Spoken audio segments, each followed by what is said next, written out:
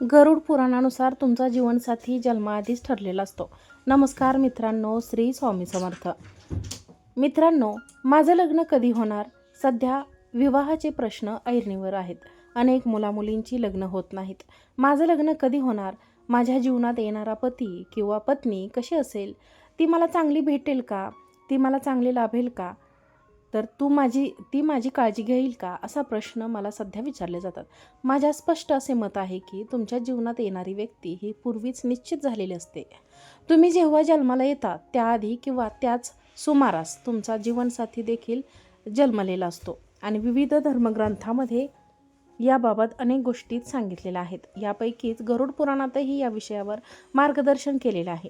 गरुड पुराणाबद्दल एक मोठा गैरसमज आहे, तो म्हणजे गरुड पुराण फक्त मृत्यूनंतरच ऐकायचे असते, पण प्रत्यक्षात त्यामध्ये जीवन कसे जगावे, कर्म कशी करावीत, नाती कशी जपावीत आणि दुःखापासून दूर कसे राहावे याबद्दल अत्यंत मौल्यवान मार्गदर्शन केलेलं आहे. गरुड पुराणानुसार माणसाचा जन्म कधीही योगायोग नसतो, तो पूर्वजांनी केलेल्या कर्माचा परिणाम असतो. आत्मा जेव्हा नवीन जन्म घेतो तेव्हा तो आपल्या प्रारब्धानुसार काही गोष्टी निश्चित करूनच जन्माला येतो. असे सांगितले जाते की 4 गोष्टी अटळ असतात: जन्म, मृत्यू, आईवडील आणि आपले जीवनसाथी. या सर्व गोष्टी प्रारब्धानुसार आधीच निश्चित झालेल्या असतात. आता प्रश्न येतो तो म्हणजे विवाह म्हणजे काय? गरुड पुराणामध्ये विवाहाला ऋणानुबंध म्हटले आहे. त्यांची सेवा केली असेल तर तोच आत्मा पुन्हा आपल्या आयुष्यात येऊ शकतो आणि जर आपण एखाद्याला दुःख दिले असेल किंवा त्याच्यावर अन्याय केला असेल तर त्याच कर्माची फेड आपल्याला करण्यासाठी तोच आत्मा पुन्हा आपल्या आयुष्यात येऊन आपल्याला त्रासही देऊ शकतो. म्हणूनच प्रत्येक नातं केवळ या जन्मात निर्माण झालेलं नसतं, तर त्यामागे पूर्वकर्माचा संबंध असू शकतो. अनेक जण विचारतात, माझा प्रेमविवाह होईल का? माझं लग्न ठरवून होईल का? अध्यात्माच्या दृष्टीने पाहिलं तर कोणत्या व्यक्तीशी आपली भेट होणार, ती केव्हा होणार, कोणाशी होणार आणि आपुलकीचं नातं कधी निर्माण होणार आणि कोणाशी विवाह होणार, हे सर्व कर्मचाऱ्यांशी जोडलेलं असतं. कधी प्रेमविवाह होतो तर कधी ठरवून विवाह होतो, पण दोन्हीच्या मुळाशी एकच धागा असतो, तो म्हणजे कर्माचा. याचा अर्थ असा नाही की माणसाला स्वातंत्र्य नाही. स्वातंत्र्य आहे, पण आज आपण जी कर्म करतो तीच उद्याचा प्रारब्ध घडवत असतो.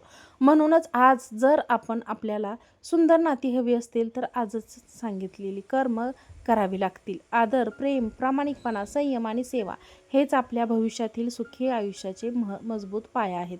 म्हणूनच विवाहाची अतिचिंता करू नका. योग्य वेळी तुमच्या आयुष्यात येईल त्यापेक्षा स्वतःला घडवा, स्वतःच्या स्वभावावर काम करा आणि चांगले संस्कार जोपासा, कारण चांगल्या व्यक्तीला चांगली नाती मिळण्याची शक्यता अधिक असते. शेवटी एकच सांगतो, धर्मग्रंथ हे फक्त मृत्यूनंतर ऐकण्यासाठी नाही तर जीवन सुंदर करण्यासाठी आहेत. त्याचा योग्य वेळी अभ्यास करा, त्यातील शिकवण आचरणात आणा आणि सतत चांगली कर्मे करत राहा, कारण कर्मच आपल्याला भविष्याचा पाया घालतात. विवाहाच्या बाबतीत अनेकांचे संसार तुटण्याच्या ऐरणीवर येतात. कधी एखादी स्त्री एखाद्या पुरुषाचं आयुष्य उद्ध्वस्त करते, तर कधी एखादा पुरुष एखाद्या स्त्रीचं आयुष्य पूर्णपणे विस्कळीत करून टाकतो. अशा वेळी त्यांच्या पत्रिका पाहिल्या जातात किंवा गतजन्माचा अभ्यास केला जातो. तेव्हा अनेकदा असे लक्षात येते की पूर्वजन्मी कोणीतरी कोणाचे तरी नुकसान केलेले असते. त्या कर्माचे परिणाम म्हणून या जन्मात अशा घटना घडतात. म्हणूनच गरुड पुराणामध्ये कर्मात हिस्ट्री तत्व स्पष्टपणे सांगितले आहेत की तुमचा जोडीदार कुठे आहे, कसा आहे किंवा तुमच्या जीवनातील हे सर्व प्रारब्धानुसार निश्चित असते आणि त्यानुसारच घटना घडत असतात. पूर्वजन्मातील कर्म आपल्याला माहीत नसतात, पण इथूनच पुढची कर्म मात्र आपल्या हातात आहेत. त्यामुळे आजपासूनच चांगली कर्म करत राहा. हा हा व्हिडिओ तुम्हाला आवडला असेल तर व्हिडिओ जास्तीत जास्त लोकांना शेअर करा. आजचा व्हिडिओ पाहिल्याबद्दल तुम्हा सर्वांचे मनापासून खूप खूप धन्यवाद. श्री स्वामी समर्थ.